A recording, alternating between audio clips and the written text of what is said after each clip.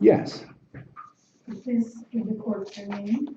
Lisa Naylor, What is your occupation? beautician. Do you recall where you were on the evening of July 9th of this year? Yep, so I was at the pub in the late evening, then a bit later on went to Jose Chetty's birthday party. What time did you arrive at the pub? I'm not quite sure, but it was before 10 o'clock.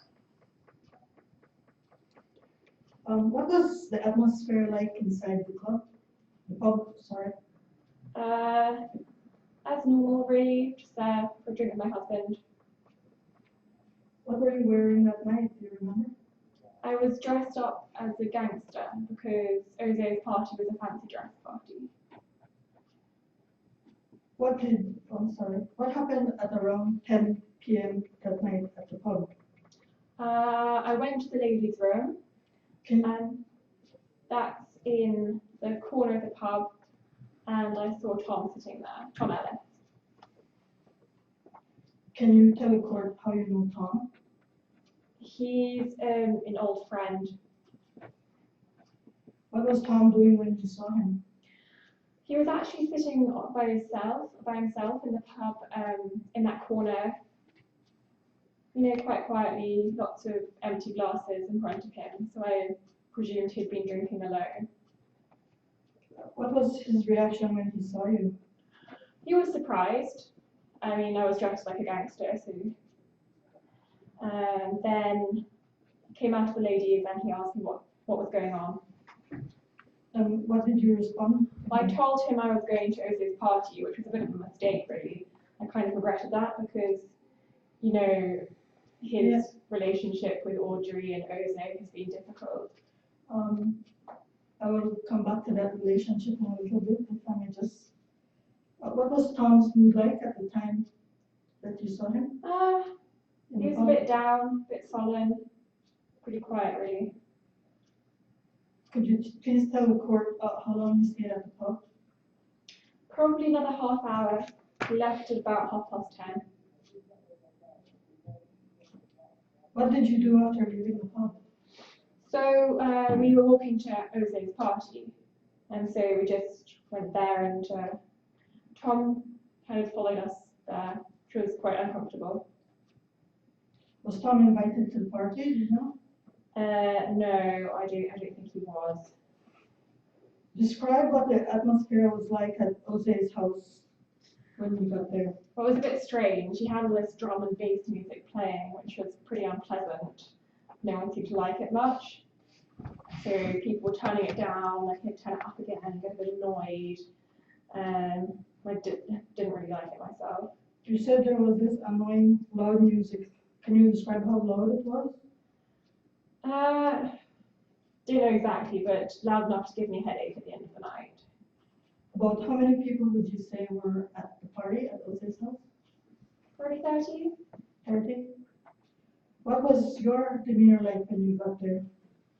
Fine. I felt a bit guilty about the fact Tom had come with us, but lots of my friends were there, so I always like to have a good time. You mentioned that Tom followed you to Jose's house. Did you see Tom at Jose's house while you were there? Yeah, so it was weird because he was all grumpy at the pub, and then at the party he was suddenly talking to everyone, being the life and soul of the party. He's quite funny, but I heard from someone after that he may have been a bit high, so that could be why. You mentioned before that the music was loud. Can you describe how loud it was? It was very loud. People would turn it down when Jose was out of the room. Please tell the court what you did at the party once you got there. At the party, I was just chatting to my friends, trying to ignore the music, really. Dance? Did you have some? No, I think Tom did some dance to the music at some point. It was a bit silly and funny, but Jose wasn't very impressed. Did you have any drinks? I probably had a couple of drinks, yeah, I can't really remember. Do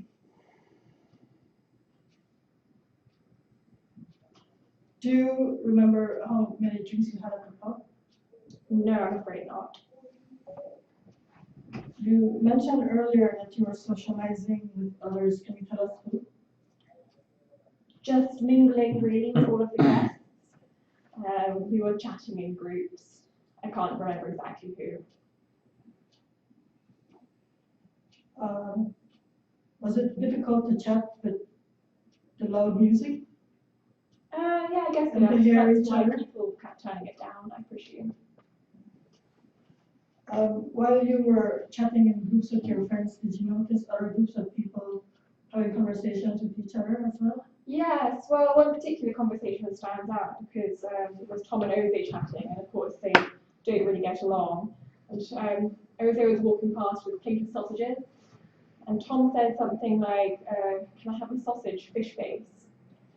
And I was a bit intrigued, so I went over to listen. And Ose went up to Tom and said something in some slang. Something like, "I'll shank you, you bumba clot." I've got no idea what that means, but I took a note. And you were able to hear those words from the people who were having that conversation, even with the loud music and the other people, your other friends next to them who were having conversations. You were able to hear that clearly. Yeah, Those well, words. when I heard Tom call out to Ose about the fish face, I kind of moved closer so I could hear. I was talking to a group of friends before that, but I mean, you know, a bit nosy really, prefer to listen in. When you heard the conversation about the bomber club, what did you do? Well, I made a note of the words because I thought they were so strange. I wanted to look them up later. Is this the note you wrote? A copy of the note you wrote? Yes, that's it.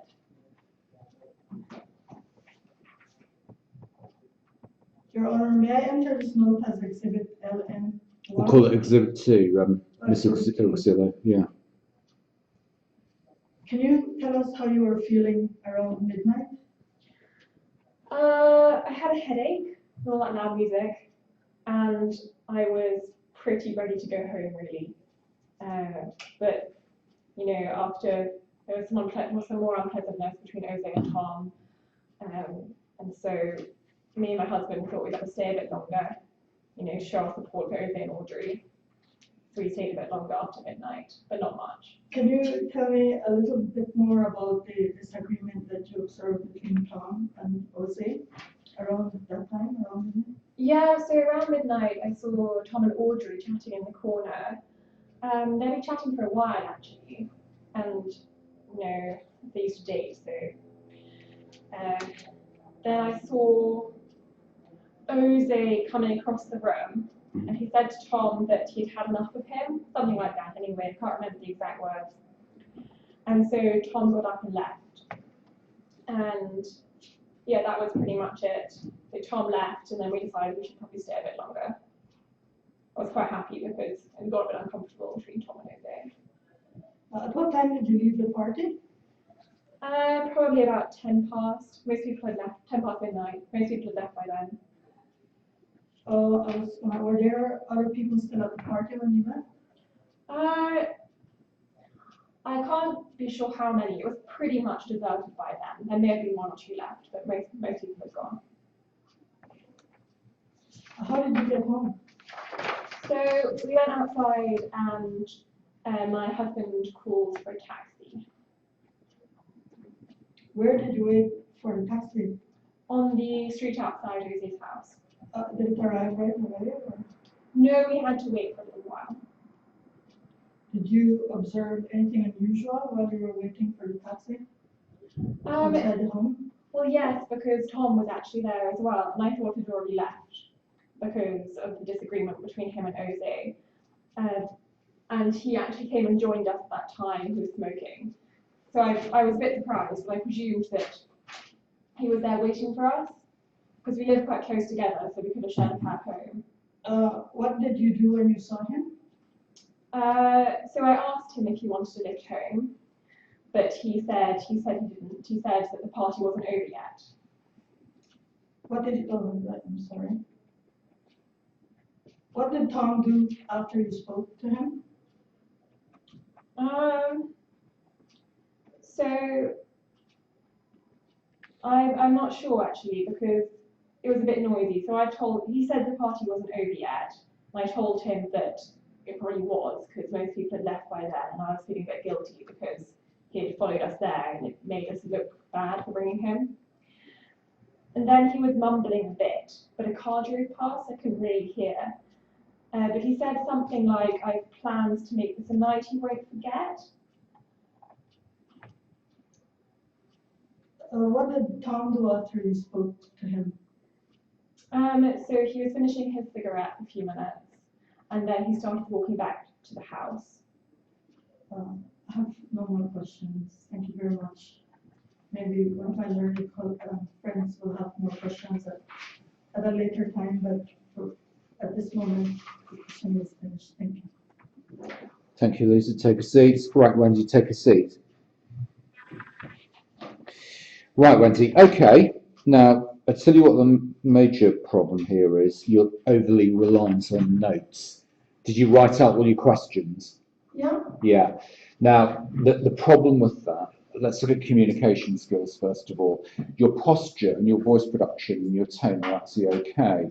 But I thought you were a little bit hesitant and your eye contact wasn't great. And initially I thought, oh, I don't know why that's the case.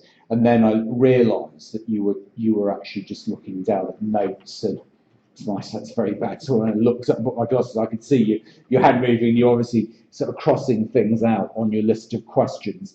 The problem, Wendy, with having that list of questions is eye contact is adversely affected. That's one thing.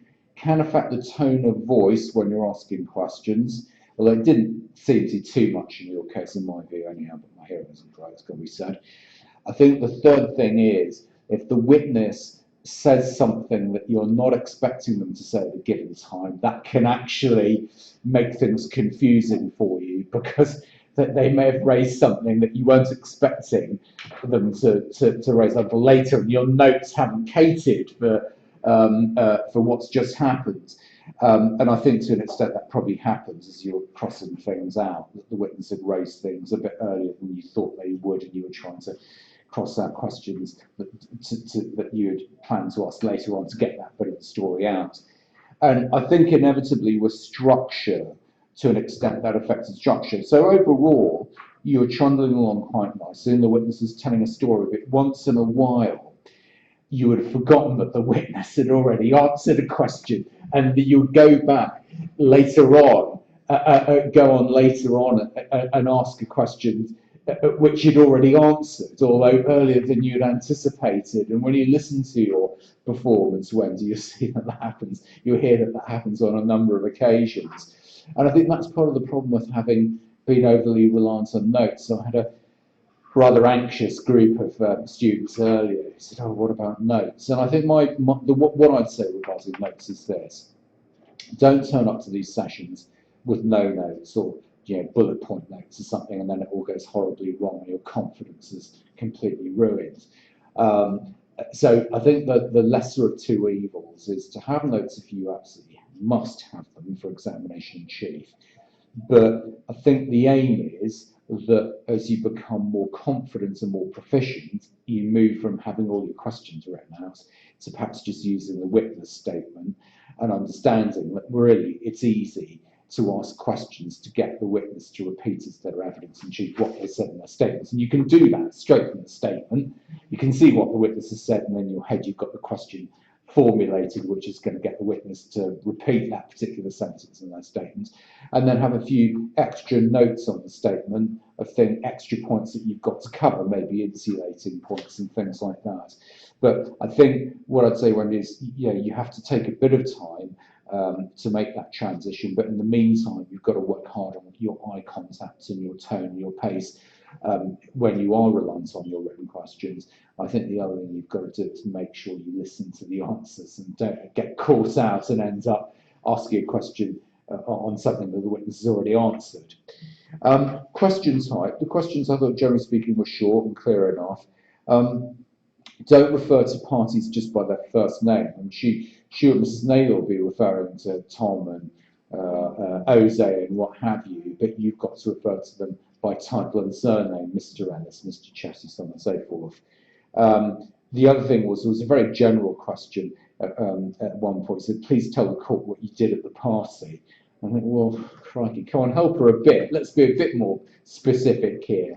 So, you know, what did you do when you arrived? What was Mr. Ellis's demeanour like?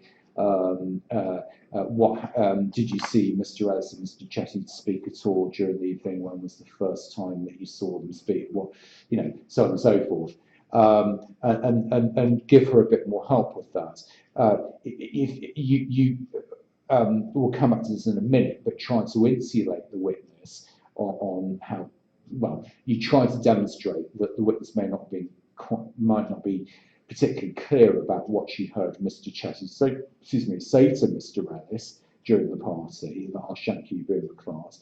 So of course you may want to ask some additional questions, but try and be specific. Say, did you speak to people? Who did you speak to? How loud was the music? And I think that was one of the things you asked several times about how loud the music was. Yeah. Because I wasn't sure how to approach that. The fact that she wrote this thing on the note, it's really Right. not going to So help the prosecution. I think you have two options. You can ignore it, or you can deal with it. And if you ignore it, it's going to be raised for the first time in cross-examination. And the jury will think, that's interesting, that's significant. In part, they're going to think, well, it's never mentioned by prosecution counsel, she must think that's really, really serious. And it shows that Mr. Chessie was obviously quite aggressive and violent, okay? And they may end up attaching more weight to that evidence, than is due. Of course, if I was defending, I'd just cross-examine her and bring it up for the first time. I think tactically... Yeah, I think you attempted to do the right thing, which was to try and show that maybe she couldn't be sure about what she heard. But I think the reality is we've got to deal with it. There's no point ignoring it, because if we deal with it, it's out in the open. There's not a huge amount more that she could be cross-examined on that point, and hopefully the jury will have forgotten all about it by the end of the case. But if we and try and show that maybe she can't be 100% sure, but that's what we need to do. But I wouldn't ignore it, Wendy. Try and deal with it. Often that's the lesser of two evils. Yeah. Understanding the case, Ellis's bad behaviour, coming back to attack. Yes, fine. That was a critical part of the case that Mrs. Snow can help you with. Eliciting the case, well, yeah, you tried to insulate her. You tried to show that maybe she couldn't be sure about what she heard. And fair enough, you know, because otherwise I'm going to, in cross-examination, try and take the point she was absolutely sure what she heard. So you try to block that point that was coming in cross-examination, not only to protect her, but also to try and protect Mr. Chessie as well, the other witness who's already given evidence. So good effort with that. Now, at one point, Mrs. Naylor said that she left the party, and then your next question was, how did you get home? Now, the danger with that is that the witness who's intent on just helping you answer your questions goes, oh, by cab. And as a beginner, you might think, oh, no, that's the end of the story, isn't it? You might then say, thank you very much, I have no further questions. And of course, you jump the witness over that critical bit of the evidence where she said she spoke to Ellis outside, and he said, the party isn't over, my plans to make some night you won't forget. So you've got to be careful when to take your questions stage by stage. So you're not asking a question that effectively sidesteps an important part of the witness's story, and then you forget to go back and deal with that part of the story that the witness has missed out.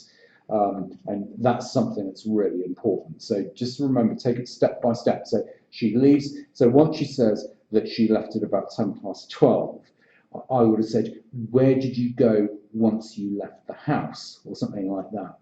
Or what happened once you left the house? Yes, something along those lines.